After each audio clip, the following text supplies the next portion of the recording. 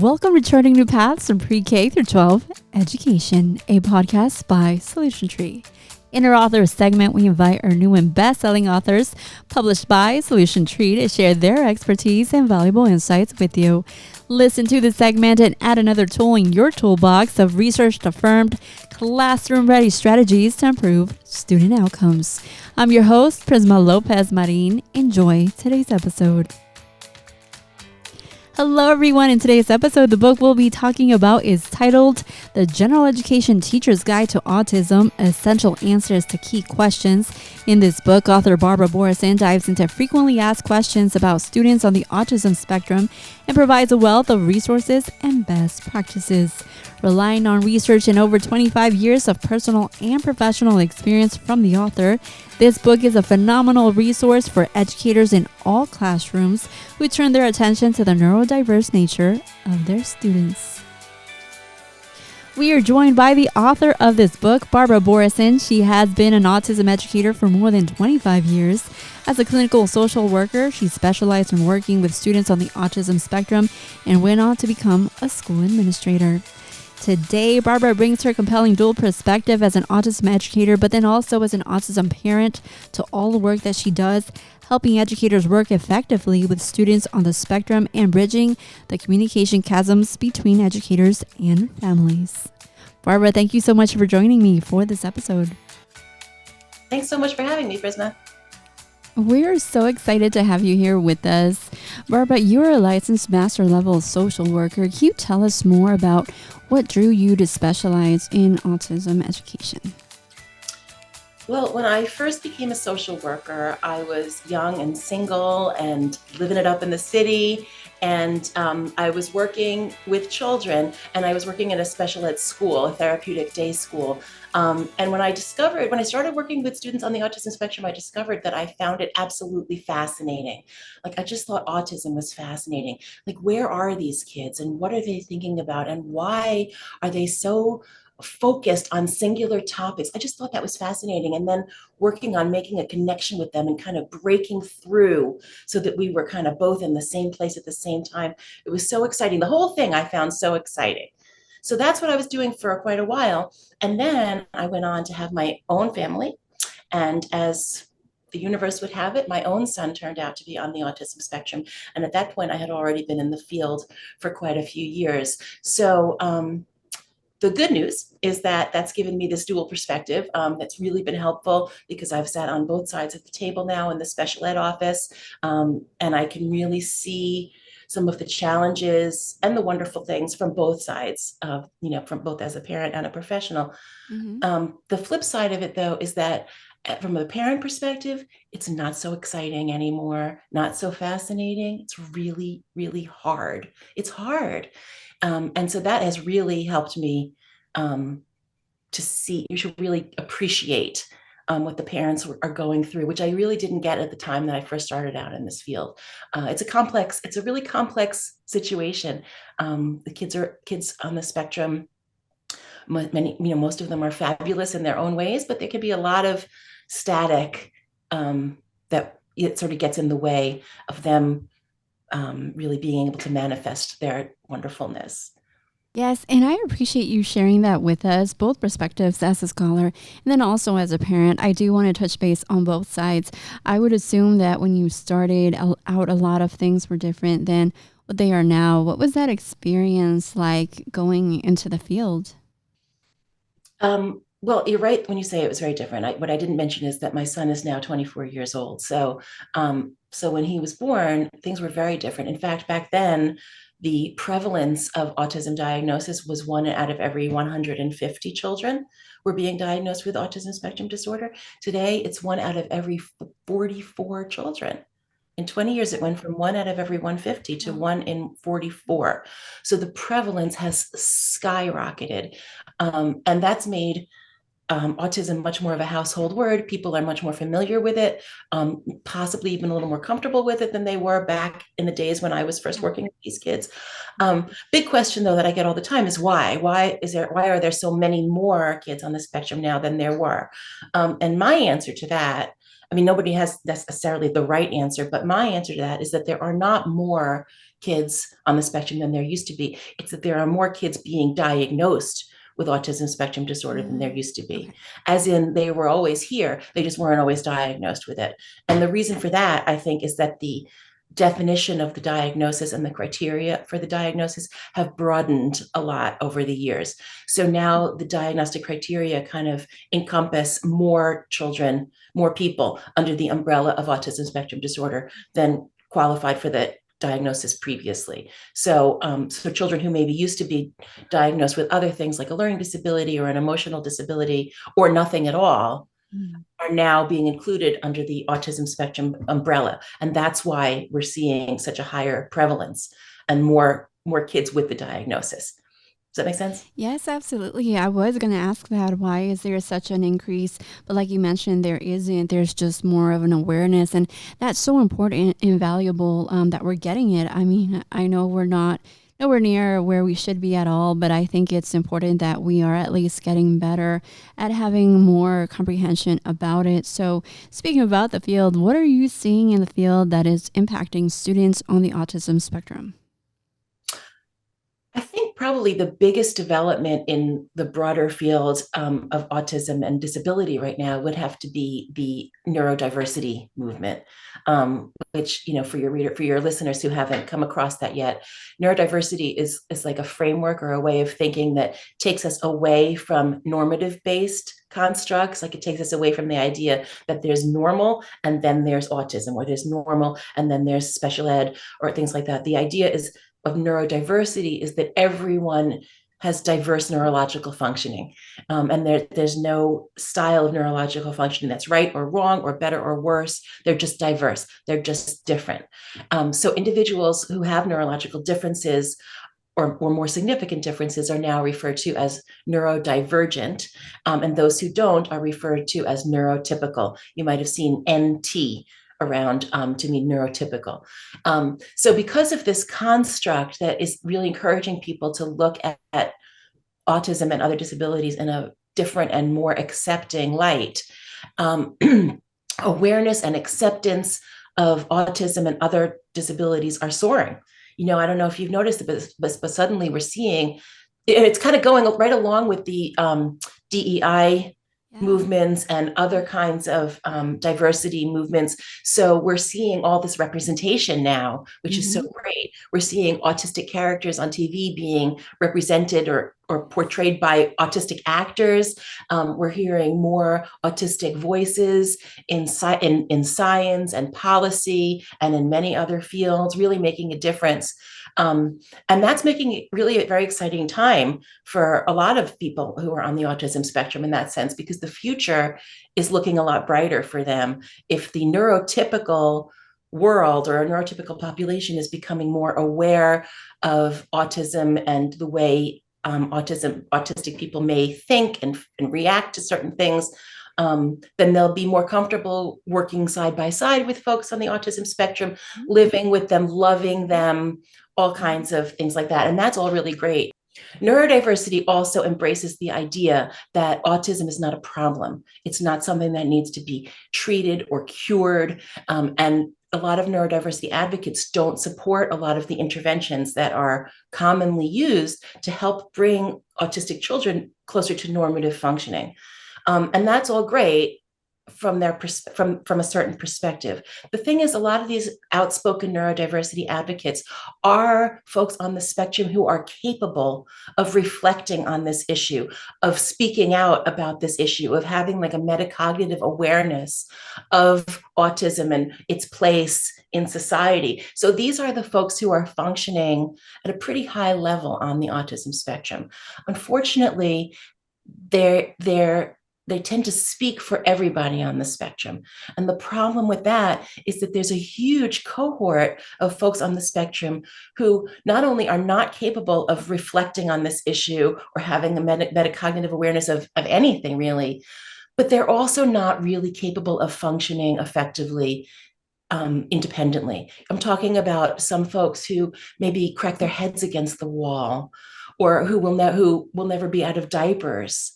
For them, we really can't say that autism is a neutral different way of functioning in the world, for them, they really are going to need help. They're going to need help for the rest of their lives. And so the concept of neurodiversity is kind of a hard sell for their parents who are really, really struggling. And really can't accept the idea that this is a perfectly fine way to be in the world. Because they want better than that for their kids. So there's really a little bit of a controversy or a conflict between these outspoken neurodiversity advocates who say, hey, autism is this perfectly fine, neutral, different way of being. And these parents who are speaking for children who cannot speak for themselves, who are saying, no, this is not good enough. I want better for my child. My child can't be just sitting in the house having seizures all day and not being able to speak, but then be considered that that's a neutral way of being in the world. So I'm going on too long about it, but I think it's kind of an interesting topic, and it's interesting to see where it goes. No, it's absolutely interesting. I had no idea that there was this going on, and I wanted to ask about equity within the families and things like that, how like that works with this community. Well, that's sort of what I'm saying, I guess, is it really depends on each individual and each family, and how, in terms of how they're being treated, in terms of equity.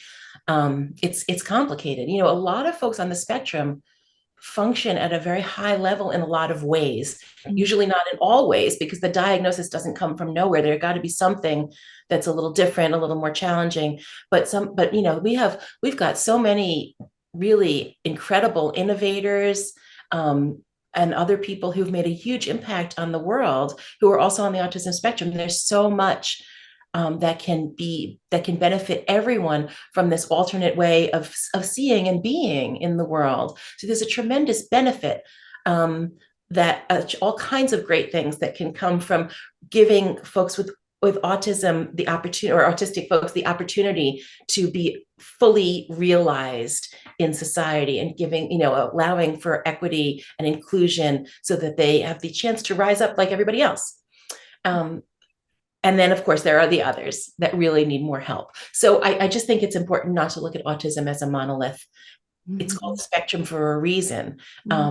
There's so many different kinds of functioning on the autism spectrum. And I think that's probably the most important thing to take away from this part of our conversation, is that it means so many different things. Exactly. Yeah. So I looked more about your information, and on your website, I love your website, www.barbaraboroson.com.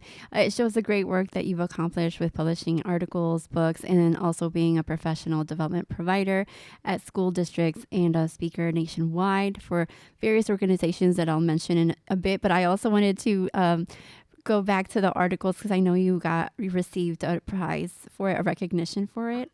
Could you tell us more about that? Yeah, that particular article, I believe, was the one that I wrote about my kind of based on my dual perspective, which was really kind of representing the parent and guardian's experience, of race, and also bridging the gaps between school and home, between educators and parents.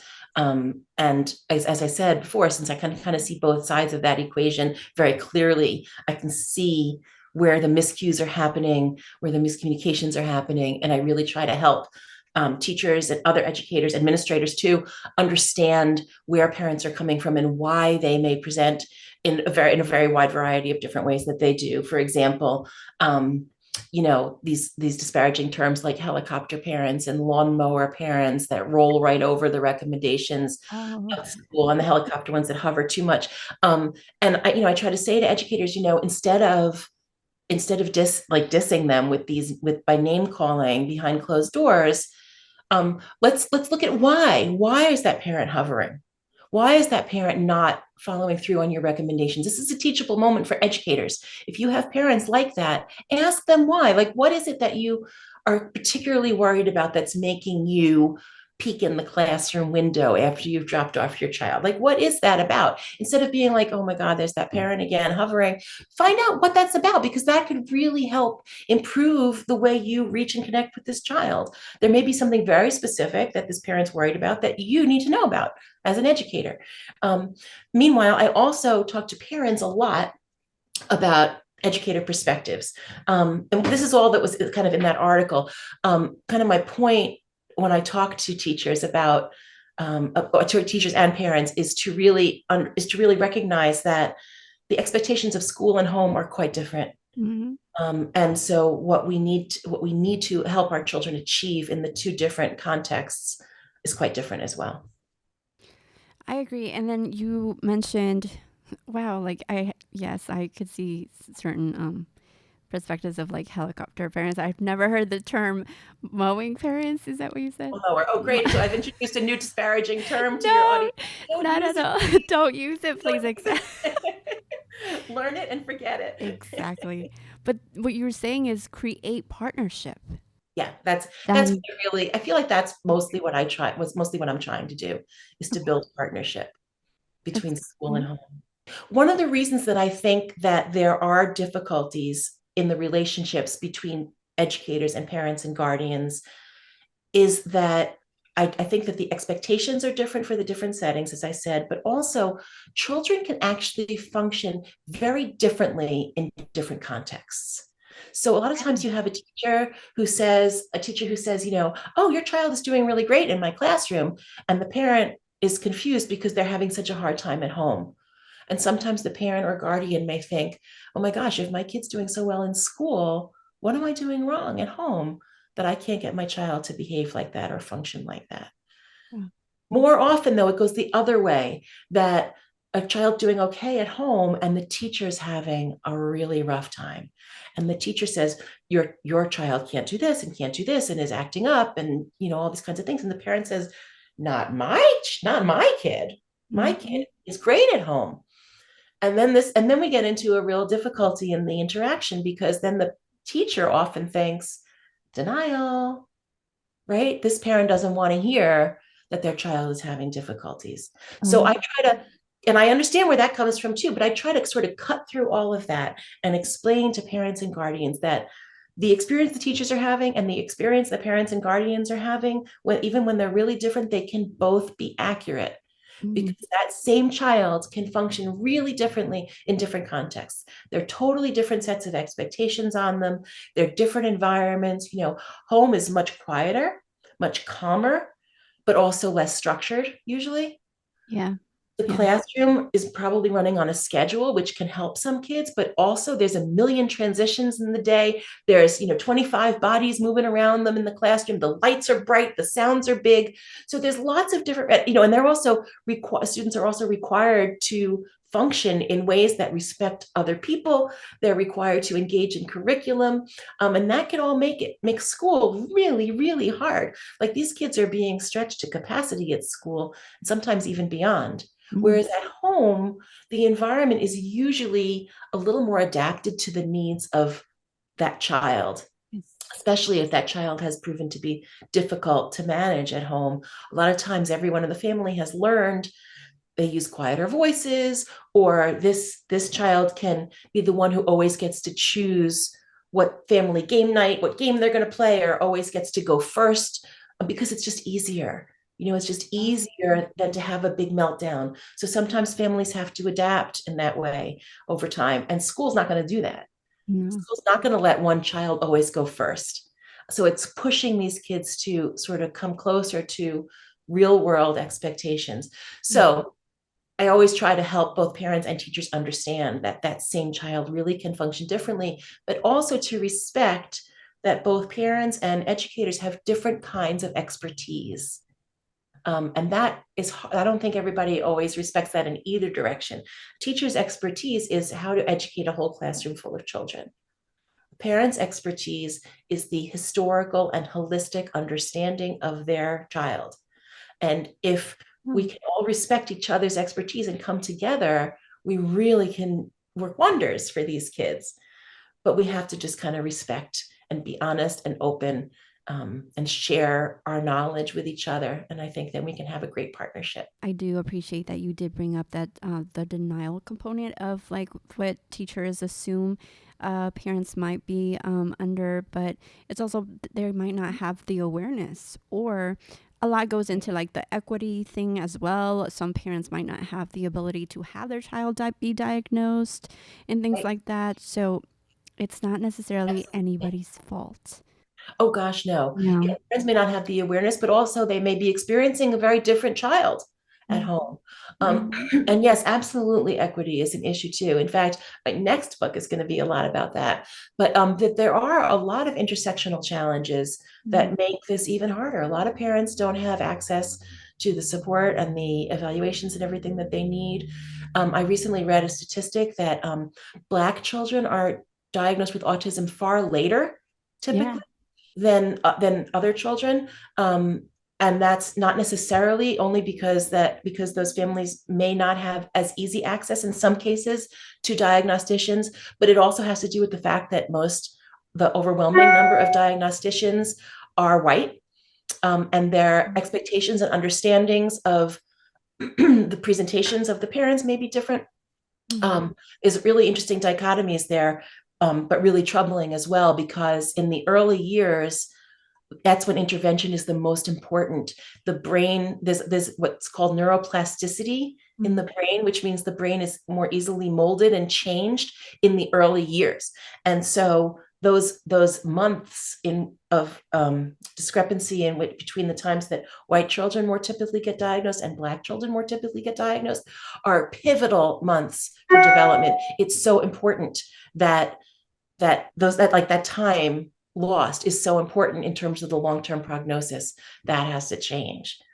There is the difference in the equity and availability of resources, but then also the stigma in various, I can only speak for my community, but like the stigma of various communities that don't like my own community, that don't want to address, like that don't want to get their children diagnosed, or that are just scared, or they, even if like let's be open-minded and let's get our child diagnosed, what money do we have to continue treatment or to continue helping our child evolve into this world? Also, a lot of cultural stigma Yes. still in different Yes. cultures. There's a lot of shame in some cultures, a lot of feelings in some cultures that autism is a punishment for sins of the parent or the child, or all kinds of different things. And that really complicates the picture a lot. And it's something, again, because there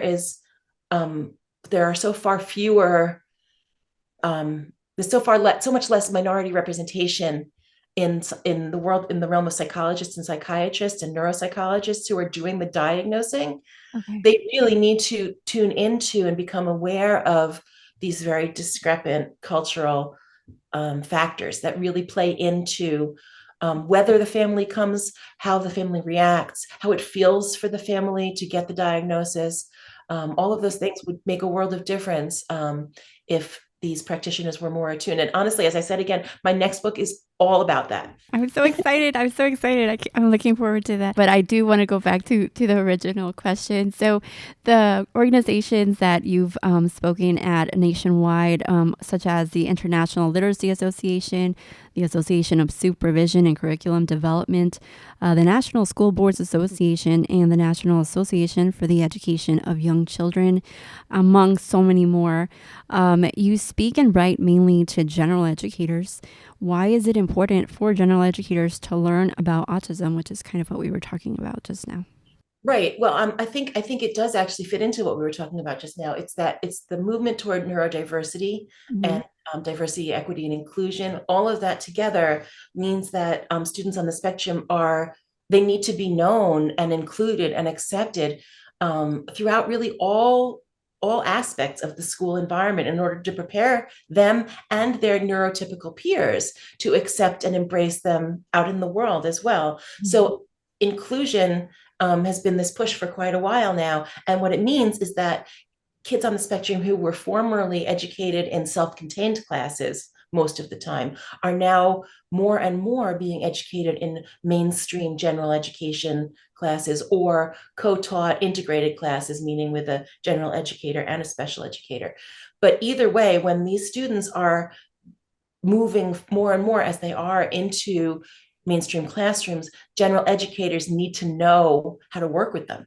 Mm-hmm. And it's still not really a part of most general educators training to know how to work with autism and kids on the spectrum. And they really need different kinds of support and differentiation than other students do. So it's really important for those teachers to have a little bit of information, or more than a little bit of information, about autism. So that's kind of the niche that I'm writing to. I'm really mostly writing to and speaking to general educators and all of the other folks in the school who wouldn't have had training about autism, because I feel like an inclusive school needs to be inclusive from, from wall to wall, door to door, ceiling to floor, inside and out. So everybody in the building and around the building needs to understand a little bit about autism. So I do a lot of work with related service providers like speech and language pathologists, occupational therapists, reading specialists, physical therapists. I also work with special area teachers because they don't get any information about autism. So I'm talking about music teachers, art teachers, phys ed teachers, coaches, librarians, the nurse. Actually, the nurse is a different category. I also work with building staff because when a child is moving in and around the building, they're going to be encountering the custodians and the nurse and the receptionists and the hall monitors and the cafeteria workers and the recess aides and the bus driver and the bus matron. And all of those folks really need to know what to expect and how to respond, especially because those contexts are especially important because some of those contexts are very stressful for our students on the spectrum. Recess and lunch are sensory and social nightmares for many kids on the spectrum. The very times of day that are the favorites of neurotypical kids can be the most overwhelming for autistic kids. Or the nurse or the custodian often are on the scene when there's a problem. If a child throws up or if a child spills something. And those are really, really stressful times for a child on the spectrum, and they're more likely to be reactive. So the nurse and the custodians need to know how to at least respond, if not to actually calm the situation. The bus is a stressful time too. It's social, it's sensory, and it's also transitional. So there's so many challenges that come up in lots of different contexts. So that's why I really try to work with everybody in the school. Also, the paraprofessionals who are one-on-one, they're on the front lines with these students. They're the ones who were dealing with behaviors right in their face and really, really front lines. So I have sessions for them also. So the more these students on the spectrum are included in general education, the more training needs to be made available to everybody in the building who wouldn't have been educated on these issues previously. These children, when even if their general education teacher understands autism, when they go out to music and art or recess or outside time or what have you, the teachers don't go with them to those places. Exactly. So who's going to protect this child on the playground when they're getting bullied by others, or in fairness, when they're instigating or provoking others? It can go in all different directions, but they need someone looking out for them, intervening, acting proactively to prevent problems, helping them to join in activities that they don't know how to join in on themselves, helping to make sure that the other kids are being fair, not taking advantage, being kind. And the teachers aren't there. So it's really important that there are people in all of these settings that are knowledgeable and informed about autism. Yes. I think that you and the authors of Singletons should write a book because I think that it pairs together because they talk about the singletons in our schools, which are mostly the people that you mentioned or in their individual settings doing, their own stuff. But then also what you bring to the table is so essential because they need to know how to take care of all of our students. Exactly. Right. So now let's get to the actual book. Now let's get into your book, The General Education Teacher's Guide to Autism. Why is autism referred to as a spectrum disorder? Okay, so this kind of goes to what I was talking about before a little bit. Autism can manifest so variably and present so dramatically differently in different people from person to person. I think it's important to note, I think it's commonly misinterpreted as more of a gradient, like autism like a gradient. Like if you picture a spectrum, some people think if you're on one side of the spectrum, you have like a little bit of autism or you're high functioning. And if you're at the other end of the gradient or the spectrum, you're low functioning or you have more autism or more severe autism. But it's not like that. That's not what the spectrum is. What the spectrum is really is more like depending on where someone is on the spectrum, they may have like a lot of red, but not so much blue, or mostly green and little bits of yellow and orange. And what those colors mean in real terms would be like, one student may be very verbal, but not able to focus or engage in curriculum. Or another student may be very rigid, extremely rigid, but an absolute expert on the construction of airplane engines, for example. Or another student may be completely nonverbal, but musically, has perfect pitch and can do extraordinary things with music. So everybody's got different little bits of things of strengths and challenges and talents and skills and expertise and difficulties. So each person has a different combination of colors and hues and shades and all of that. So that's really why it's called the spectrum. And that's why I like to include this word spectrum as often whenever I can, even though it's cumbersome to say students on the autism spectrum, and it's even more cumbersome to write that in my books every single time, students on the autism spectrum.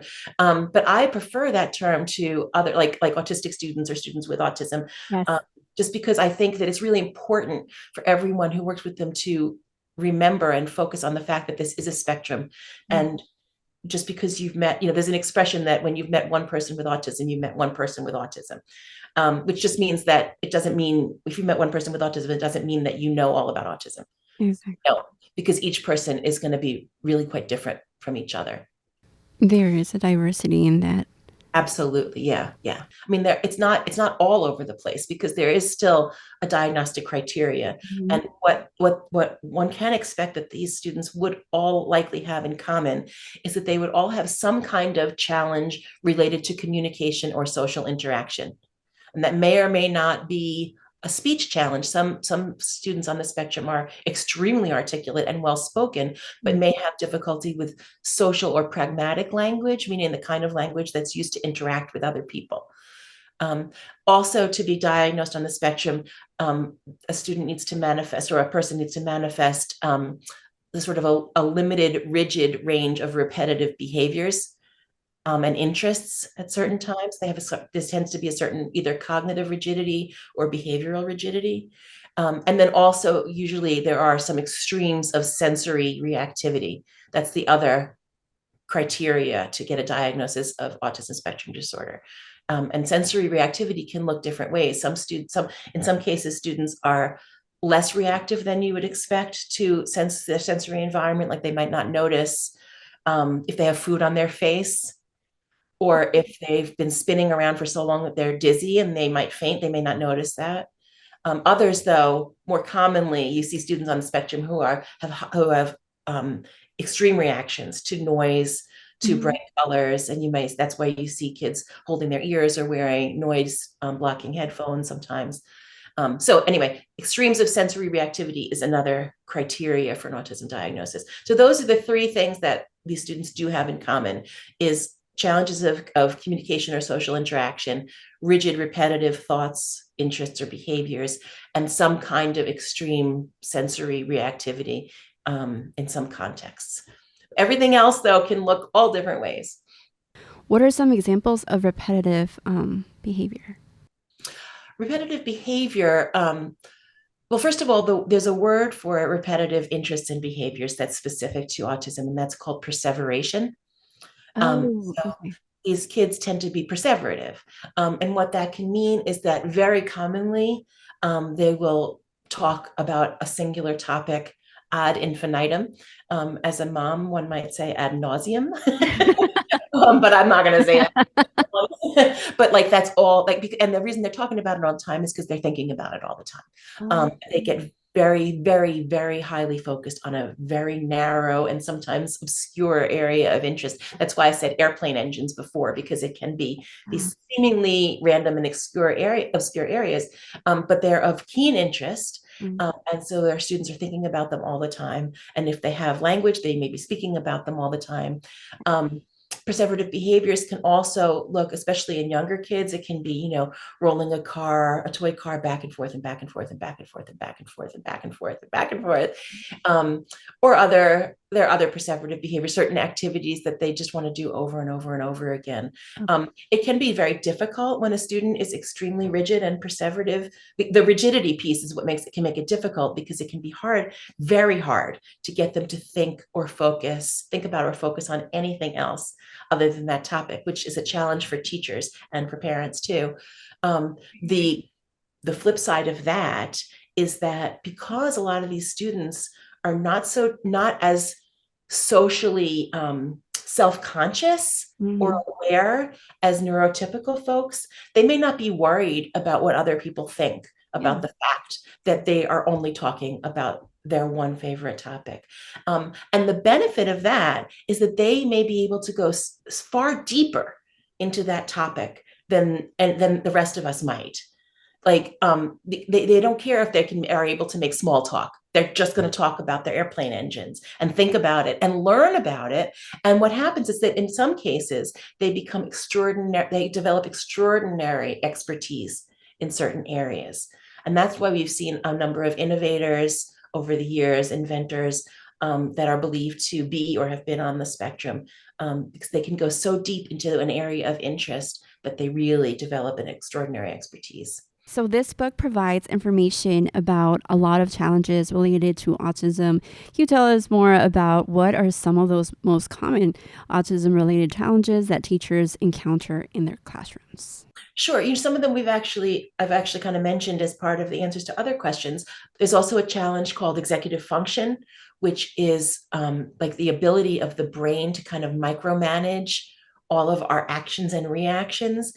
So difficulties with executive function accounts for a lot of the challenges that these students may have in the classroom, like impulse control, staying calm, reflecting on past situations to inform future actions, shifting gears, focusing, so many different things, planning ahead, staying organized. All of these important skills are related to executive function. So that's a big one.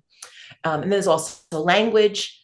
As I mentioned, a lot of students on the spectrum are very articulate. Some are somewhat articulate. Some have no language, no spoken language at all.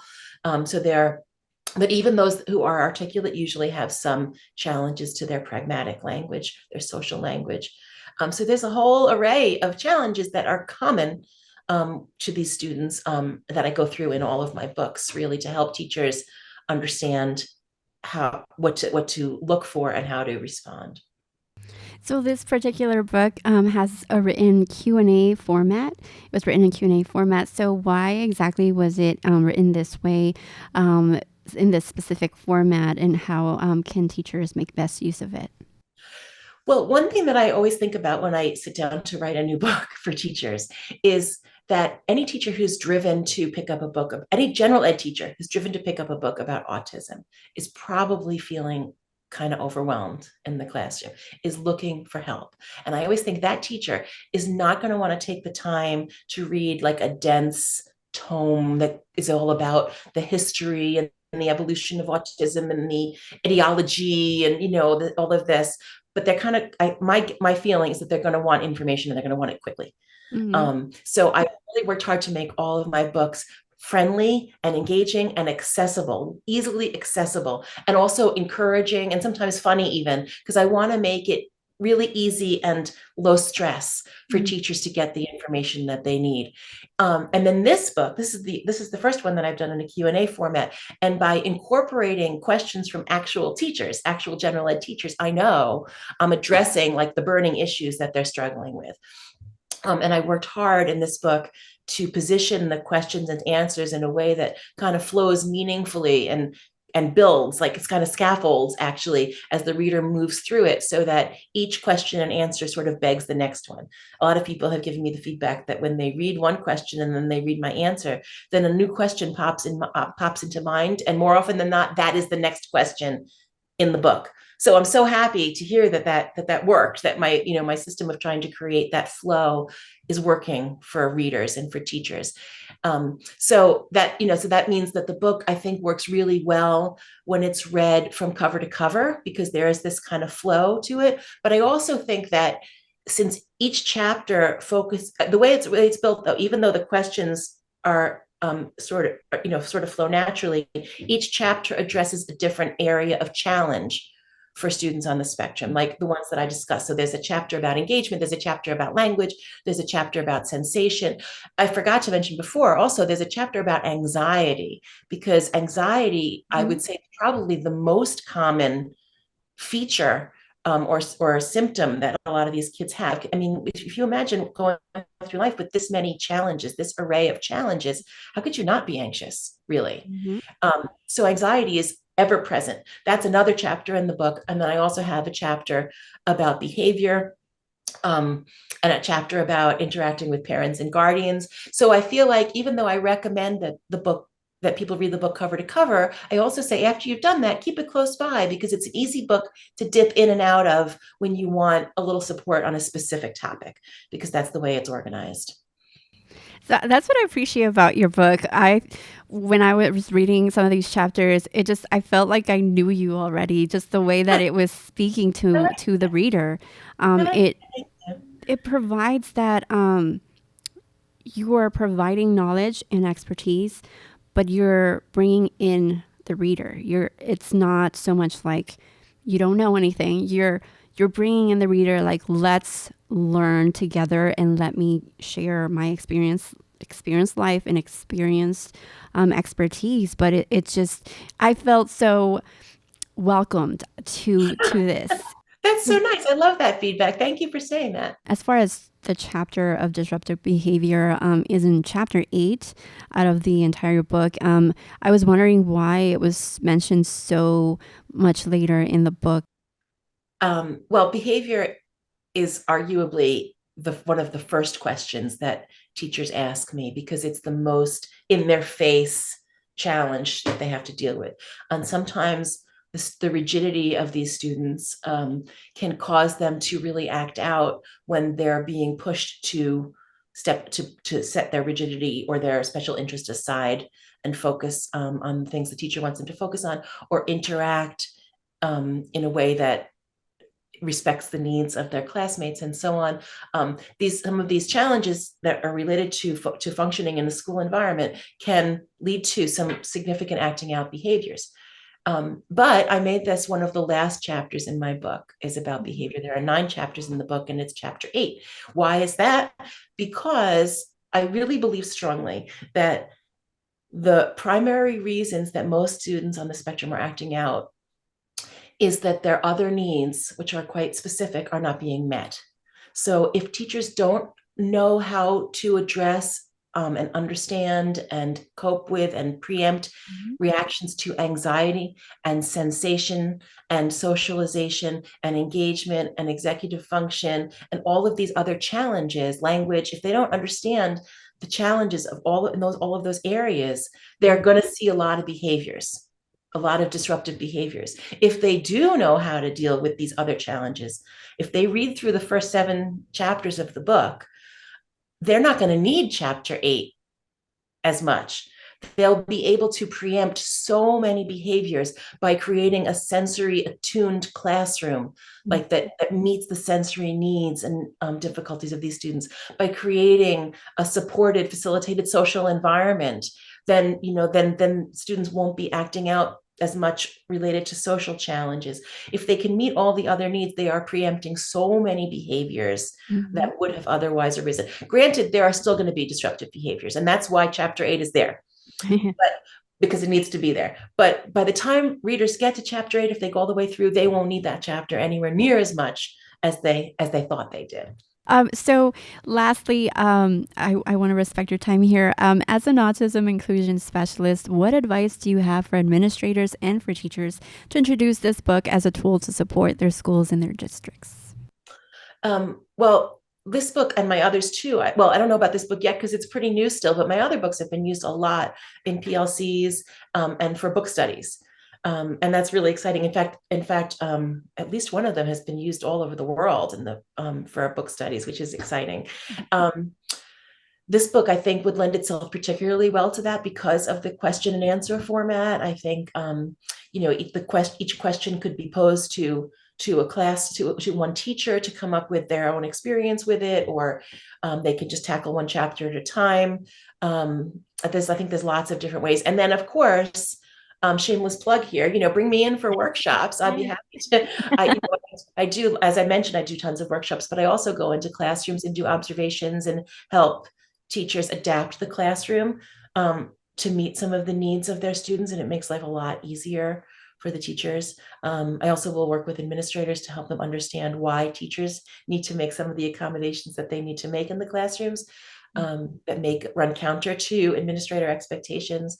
So anyway, there's lots of ways that the book can be used. And again, as I said, and you said, it's friendly. So I think it makes for good conversation, and it lends itself well to discussions. I know there's some things in the book that we still haven't covered, but that's why our listeners can go look for your book and then also towards your website for more information and also how to reach you as well.